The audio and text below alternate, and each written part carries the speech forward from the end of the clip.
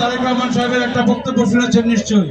তারেক রহমান সাহেব বলেছেন 1971 সাল থেকে এ পর্যন্ত যতগুলি নির্বাচন হয়েছে সবচেয়ে ভয়াবহ এবং সবচেয়ে কঠিনতম নির্বাচন হবে এবারের নির্বাচন।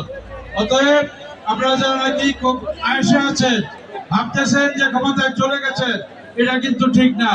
আপনাদেরকে বিএনপির ভাইদেরকে আমি স্পষ্ট ভাষা আপনাদের বলতে চাই, আপনারা যারা নাকি এই অহংকার, যে অহমিকা নিয়ে আপনারা চলতেছেন, যে সামনে বিএনপি ক্ষমতায় চলে আসছে, এই ভাবভঙ্গিমা নিয়ে চলতেছেন, জনগণের সামনে কিন্তু দাঁড়াতে পারবেন না, জনগণের সামনে কিন্তু যাইতে পারবেন না।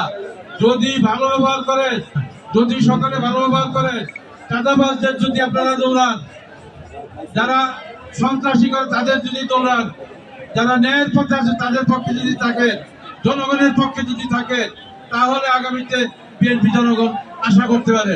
আপনারা দেখেছেন 91 সালে নির্বাচনে সারা বাংলাদেশে সবাই বলেছে আওয়ামী লীগ ক্ষমতায় আসবে।